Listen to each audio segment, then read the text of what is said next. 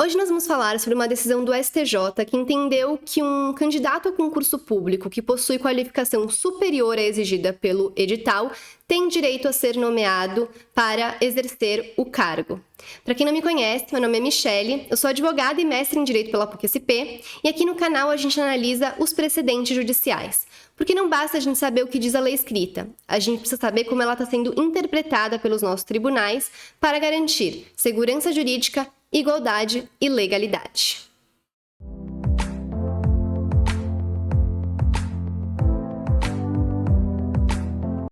Como eu sempre falo, que meu objetivo aqui no canal é garantir que você que está me assistindo também tenha autonomia para abrir uma decisão judicial e interpretá-la por conta própria, é isso que a gente vai fazer aqui junto agora. Mas antes, não se esqueça de se inscrever aqui no canal e deixar o seu like. Bom, então esse caso ele tem origem em um mandado de segurança impetrado por um candidato a concurso público que foi aprovado nesse concurso em segundo lugar, mas que teve a sua nomeação e investidura no cargo negadas. Porque nesse caso a instituição pública que montou o edital afirmou que esse candidato não teria cumprido os requisitos previstos no edital. Então no edital o que estava sendo previsto era que esse candidato tinha que ter conclusão de ensino médio profissionalizante na área ou ensino médio completo com curso técnico na área. E o que aconteceu foi que esse candidato não tinha isso. Ele tinha, além de conclusão no ensino médio, ele tinha bacharelado na área de biologia e mestrado nessa área. Então, o Tribunal de Justiça, que concedeu a segurança a esse candidato, ou seja, entendeu que ele tinha sim direito a ser nomeado e a ser investido no cargo, afirmou que impedir essa nomeação e essa investidura seria um excesso de formalismo, porque ele tem uma qualificação superior da exigida, ele comprova ainda mais a sua qualificação. E, além de tudo, ele foi sim aprovado em segundo lugar. Então, a instituição pública entrou com um recurso especial para tentar reverter essa decisão e esse recurso foi afetado para ser julgado em sede de recurso repetitivo, que, relembrando, é um dos julgados previstos no artigo 927 do Código de Processo Civil, que prevê alguns julgados que já nascem com essa qualidade de precedente para serem observados nos casos futuros. No seu recurso especial, então, a instituição pública alega violação a esses artigos 5º, inciso 4 e 10 da Lei nº 8.112 de 1990 e ao artigo 9º, parágrafo 2º da Lei nº 11.091 de 2005. Esses artigos prevêem que o edital deve definir os requisitos, tudo especificamente esse parágrafo 2º do artigo 9º, que eu achei um pouco mais específico para o caso, diz: o edital definirá as características de cada fase do concurso público, os requisitos de escolaridade, a formação especializada e a experiência profissional, os critérios eliminatórios e classificatórios, bem como eventuais restrições e condicionantes decorrentes do ambiente organizacional ao qual serão destinadas as vagas. E aí, para afastar a alegação da instituição pública de que esses artigos estariam sendo violados, o STJ afirma: as normas transcritas determinam que a investidura em cargo público apenas ocorrerá se o candidato tiver o nível de escolaridade exigido para o exercício do cargo, conforme estiver previsto no edital do certame. Sobre isso, no entanto, não há qualquer controvérsia. Então, não existe controvérsia de que a pessoa tem que atender à qualificação necessária para ela ser nomeada e investida no cargo. A questão que se coloca apresenta uma nota distintiva, qual seja, saber se atende à exigência do edital o candidato que porta um diploma de nível superior na mesma área profissional do título de ensino médio profissionalizante ou completo com curso técnico indicado como requisito no certame. Ou seja, precisa saber se o fato de ele ter uma qualificação superior nessa mesma área não seria suficiente para atestar que ele é qualificado para ser nomeado e ser investido no cargo no qual ele passou, friso novamente, em segundo lugar nesse caso. E aí, para atestar que ele tem sim a qualificação, o STJ frisa novamente: ficou comprovado nos autos que o impetrante é bacharel e mestre em biologia, ou seja, trata-se de uma profissional altamente qualificada para exercer o cargo ora questionado, possuindo, portanto, qualificação bem superior à exigida para o cargo. O STJ também afirma que a aceitação de titulação superior à exigida no edital traz efeitos benéficos para o serviço público e, consequentemente, para a sociedade brasileira. Afirma que essa postura de aceitar a qualificação superior está em consonância com a previsão do artigo 37 da Constituição Federal, que erige o princípio da eficiência dentre os setores da administração pública direta e indireta de qualquer dos poderes da União, dos estados, do Distrito Federal e dos municípios. E aí ele também cita o parecer do Ministério Público que corrobora esse fundamento. E aí ele cita um trecho do parecer do MP que fala o seguinte: mostra-se, portanto, adequada a solução dada pelo Tribunal de Justiça, pois não é possível obstar a posse em cargo público de candidato que apresenta escolaridade superior àquela exigida em edital. Entender de forma diversa, aliás, implicaria esvaziar a primordial finalidade dos concursos públicos, qual seja, selecionar de forma objetiva os mais bem preparados para exercer o munus público.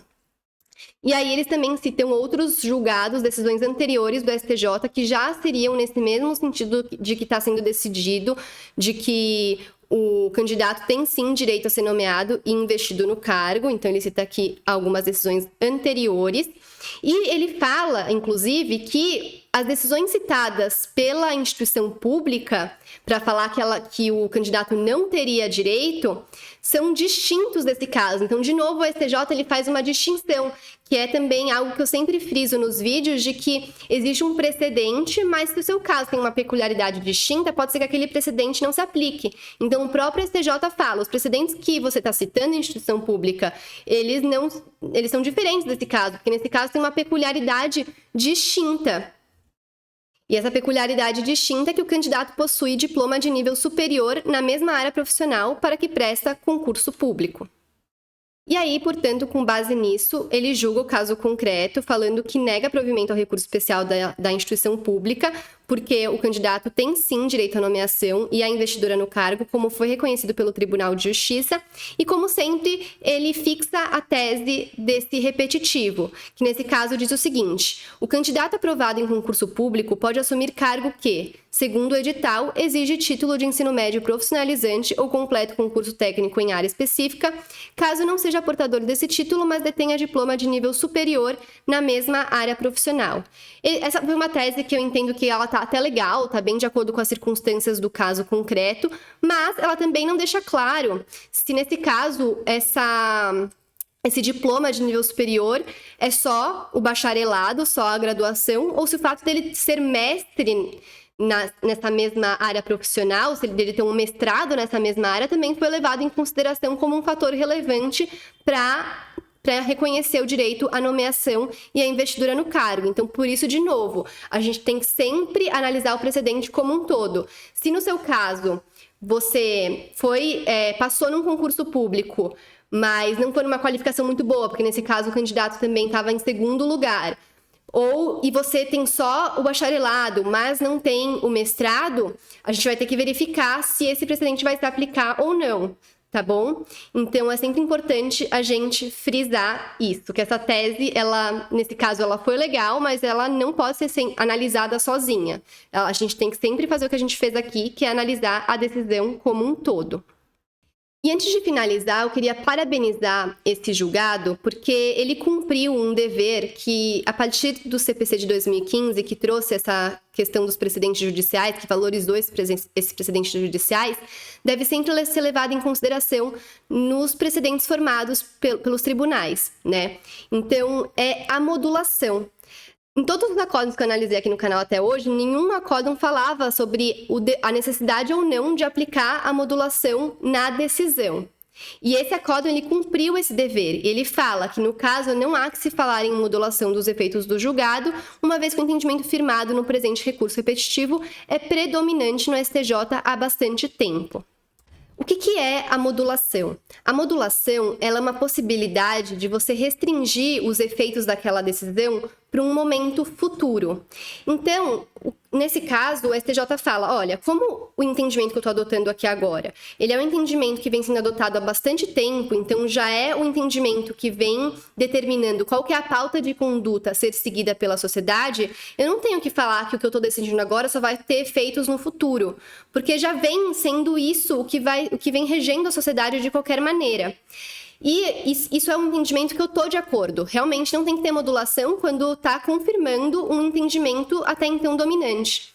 A modulação, a meu ver, ela é imprescindível nos casos em que o STJ altera, o STJ, o STF, qualquer outro tribunal, altera um entendimento anterior.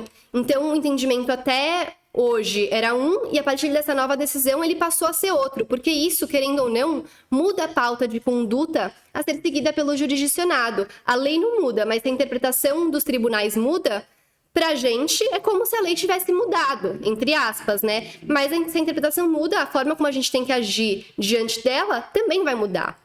Então, nesses casos em que tem uma quebra do entendimento anterior para o novo entendimento, a modulação tem que ser, sim, aplicada como regra, a meu ver, mas isso sempre tem que ser decidido quando do julgamento. Então, todo o acórdão, quando é recurso repetitivo, recurso extraordinário com repercussão geral reconhecida no STF, e, enfim, todos os previstos no artigo 927 do Código de Processo Civil, sempre tem que ter um ponto do julgamento em que os desembargadores, os ministros, se debrucem sobre deve ou não ser aplicada a modulação. E nesse caso eles fizeram, por isso eu quis fazer essa ressalva e parabenizar esse acórdão, porque ele foi muito feliz nesse sentido, tá?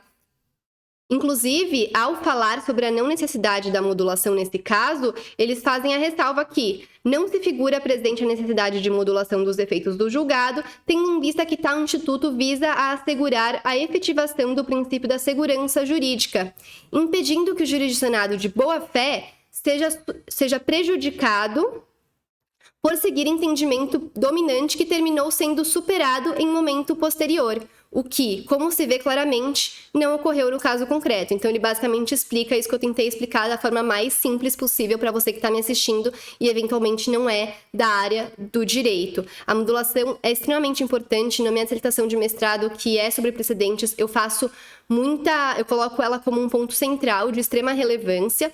E eu posso até dar um exemplo aqui para vocês de um caso no qual a modulação teria que ser aplicada, que é o caso do rol taxativo da ANS, cujo acórdão ainda não foi publicado, e que se está mudando um entendimento que até então era no sentido de que esse rol da ANS era exemplificativo, se esse entendimento muda, os consumidores que acreditavam no rol exemplificativo não podem começar a ser prejudicados pelo rol taxativo de imediato.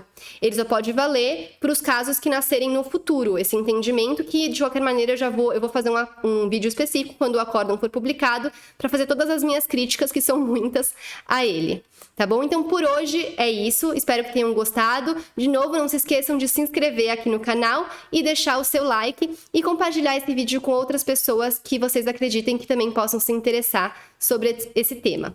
Obrigada e até breve.